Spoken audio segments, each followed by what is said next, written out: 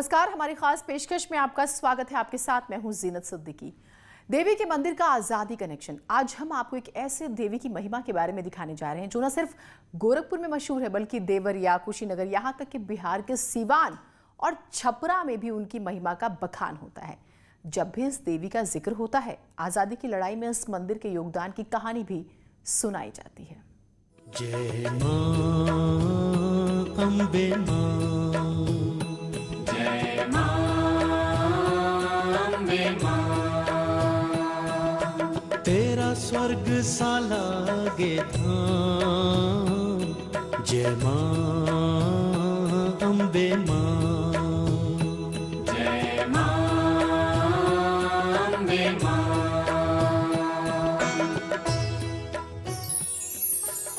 नवरात्र में तरकुलहा माता की महिमा।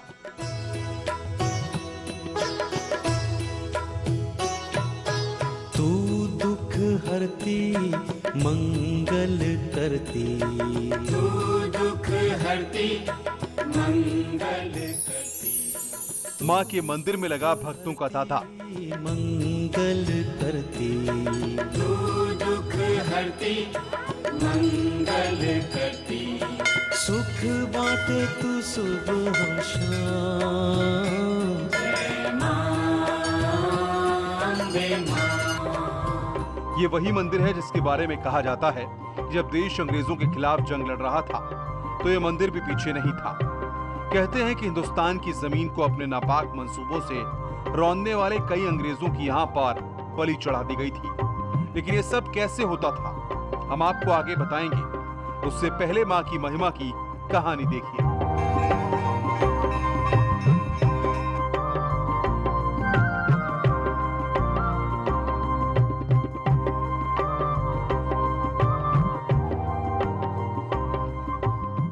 कोरोना की वजह से देश के मंदिरों में भले ही भक्तों की संख्या कम है, लेकिन तरकुलहा देवी में श्रद्धालुओं की श्रद्धा कम नहीं हुई है।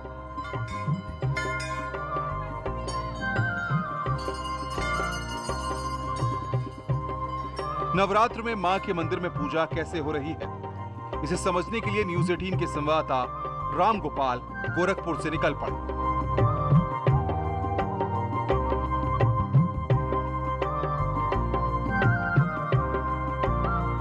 ये मंदिर गोरखपुर देवरिया मार्ग के बगल में स्थित है। गोरखपुर से निकलने के बाद देवरिया मार्ग पर 25 किलोमीटर की दूरी तय करनी पड़ती है। शानदार नेशनल हाईवे पर यह दूरी ज्यादा नहीं लगती है। न्यूज़ 18 की टीम भी कुछ ही मिनट में मां के मंदिर तक पहुंचाने वाले द्वार पर पहुंच गई।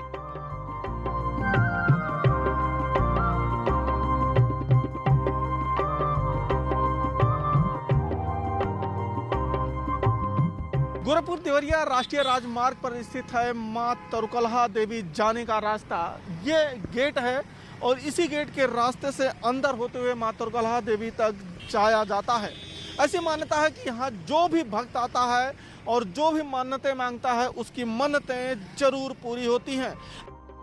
देवरिया से आने वाले भी इसी रास्ते का इस्तेमाल करते हैं। बिहार के लोग भी मां का दर्शन करने इसी रास्ते के अपोजिट डायरेक्शन से आते हैं। अगर आप गोरखपुर की तरफ से मां तरकुलहा देवी के दर्शन करने के लिए आना चाहते हैं तो आपको मोहद्दीपुर होते हुए, इंजीनियरिंग कॉलेज होते हुए आपको मोतीराम अड्डा और फिर उसी रास्ते से आगे बढ़ना होगा और ठीक चौरी चौरा से पहले मां तरकुलहा देवी का ये रास्ता पड़ता है जहां से अंदर जाते हैं। अगर आप देवरिया की तरफ से आ रहे हैं तो देवरिया से आपको चौरी चौरा तक आना होगा और चौरी चौराहा से जैसे ही आप 3 किलोमीटर आगे बढ़ेंगे उसके बाद आपको मां तरकुलहा देवी जाने का रास्ता मिलेगा। तो हम भी आपको लेकर चलेंगे मां तरकुलहा देवी के मंदिर।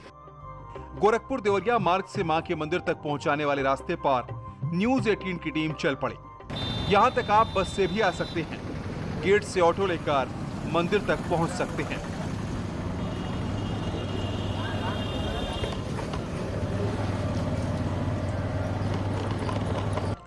जैसे ही मंदिर की ओर बढ़ेंगे आपको सड़क के किनारे मां की चुनरी, पूजा के सामान और खाने पीने की दुकानें मिलेंगी।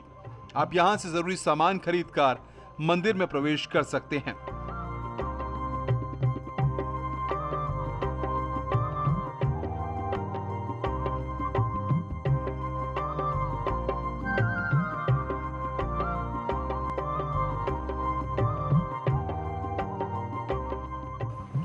कुछ मिनट की यात्रा के बाद हमारी टीम मंदिर के परिसर में पहुंच गई। वहां पर भक्तों का तांता लगा था। महिलाएं, बच्चे, नौजवान और बुजुर्ग नवरात्र में मां का दर्शन करने पहुंचे हुए थे। और अब हम पहुंच चुके हैं मां तरकुलहा देवी मंदिर के ठीक सामने और यहां से ही मां के मंदिर में प्रवेश करते हैं। बड़ी संख्या में यहाँ श्रद्धालु जुटे हुए हैं। जो श्रद्धालु यहाँ आते हैं, जो नारियल का प्रसाद लाते हैं, सबसे पहले उनको यहीं पे अपने नारियल को फोड़ना होता है और यहीं से माँ को अर्पित करना होता है। श्रद्धालु यहाँ पे अपनी नारियल को फोड़ते हैं और माँ को यहीं से अर्पित कर देते हैं और फिर जो अपने साथ हो अगरबत्ती, कपूर और अन्य पदार्थ लाते हैं उसको यहाँ पे बने कुंड में ही जलाना होता है और यहीं पे बड़ी संख्या में श्रद्धालु उसको जला के माँ के दर्शन पूजन करते हैं और मनोकामना पूर्ण करने का आशीर्वाद मांगते हैं। फिर यहीं से और जो बाकी बचा प्रसाद होता है उसको लेके मंदिर के पिंडी की तरफ चलते हैं। तो चलिए हम आपको लेकर चलेंगे और कराएंगे अब माँ के दर्शन। यहाँ कोरोना पर आस्था भारी दिखी। कोई माँ के सामने अगरबत्ती जलाकर पूजा कर रहा था तो कोई खप्पर चढ़ा रहा था।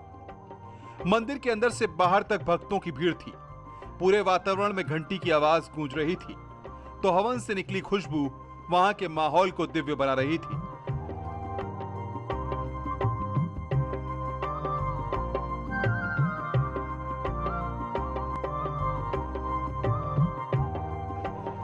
जब मंदिर की सीढ़ियों से हम अंदर पहुंचे तो भक्त मां को दंडवत प्रणाम कर रहे थे तो कोई उनकी परिक्रमा कर रहा था।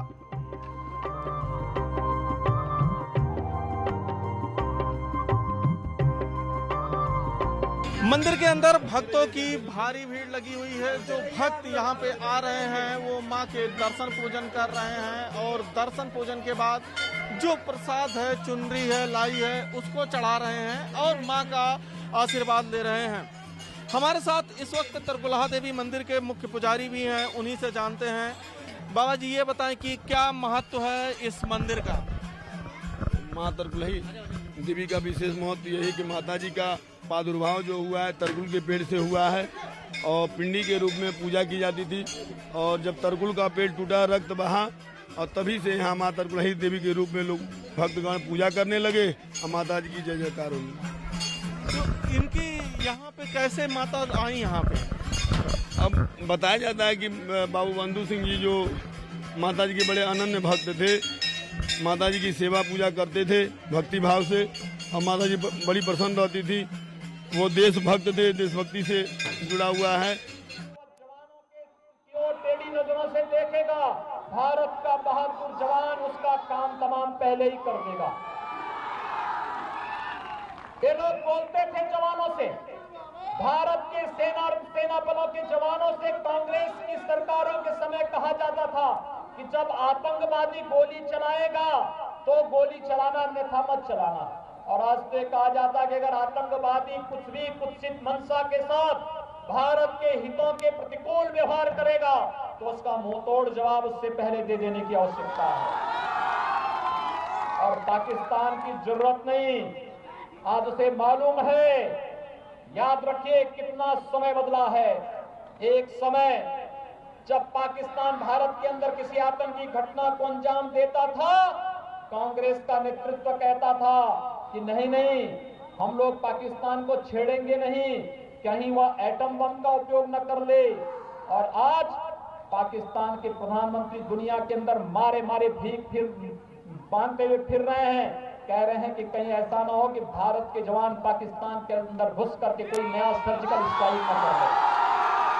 ये है भारत की ताकत, ये है न्यू इंडिया, ये है नया भारत, जिस भारत में भारत का हर गरीब, हर किसान, हर नौजवान, हर महिला, हर बच्चा बड़े गौरव के साथ प्रधानमंत्री मोदी जी के साथ मिलकर के एक भारत श्रेष्ठ भारत की परिकल्पना को साकार कर रहा है।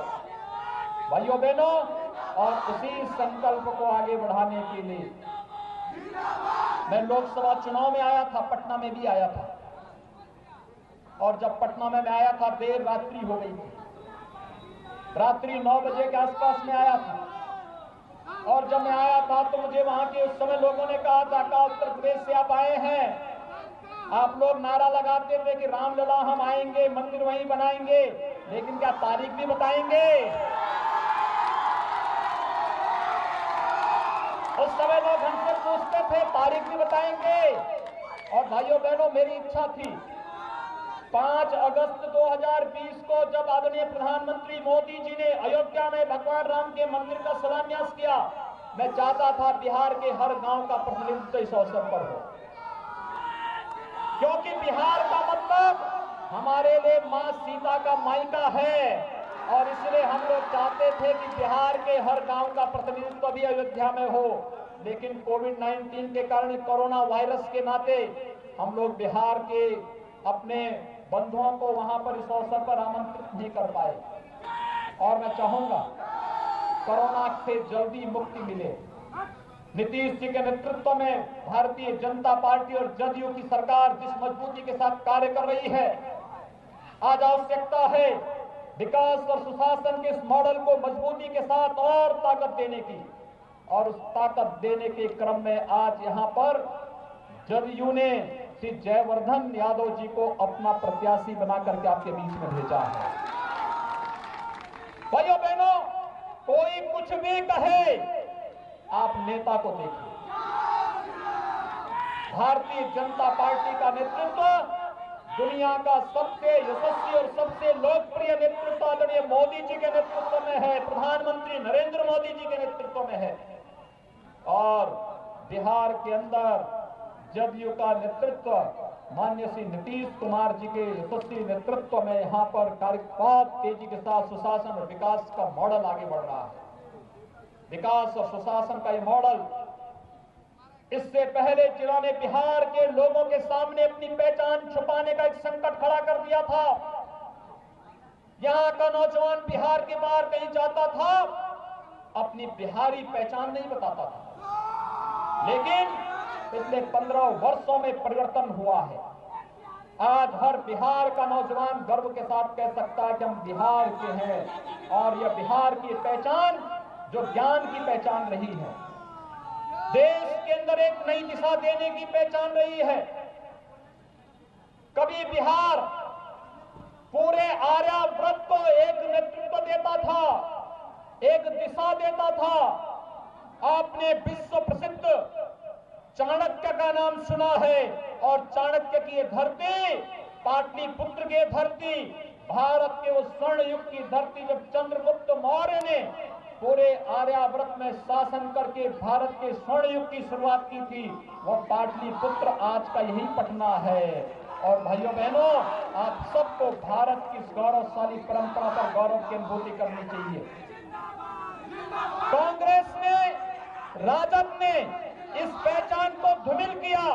आज भाजपा और जदयू इस पहचान को फिर से एक नई ऊंचाइयों तक पहुंचाने का कार्य कर रहे हैं। और इस दिशा से एक बार फिर से कोरोना कालखंड का एक पहला चुनाव है, किसी भी राज्य का पहला चुनाव, और बिहार विधानसभा से इसकी शुरुआत हो रही है। आप सबसे हमारी अपील है कि भारतीय जनता पार्टी समर्थित जदयू प्रत्याशी जयवर्धन यादव को तीर चुनाव चिन्ह पर 28 अक्टूबर को होने वाले चुनाव में भारी मतों से विजयी बनाने की अपील करने के लिए आज मैं आपके बीच आया हूं।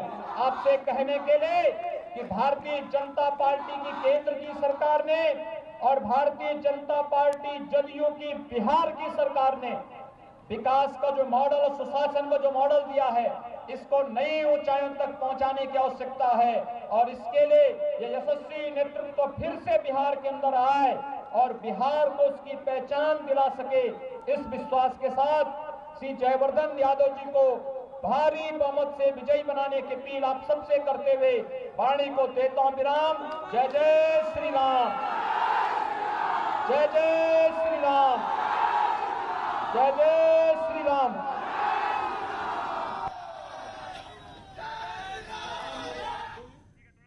तो मुख्यमंत्री योगी आदित्यनाथ को आप सुन रहे थे। बिहार में चुनाव है और वो स्टार प्रचारक, आप ये जानते हैं कि स्टार प्रचारकों में सबसे पहले जो नाम आता है वो मुख्यमंत्री योगी आदित्यनाथ का। जिस तरह से उनकी लोकप्रियता बढ़ रही है, तो वो जो है प्रचार प्रसार कर रहे थे बीजेपी प्रत्याशियों के लिए। एक छोटे से ब्रेक ले रुक रहे हैं, कहीं मत जाइएगा।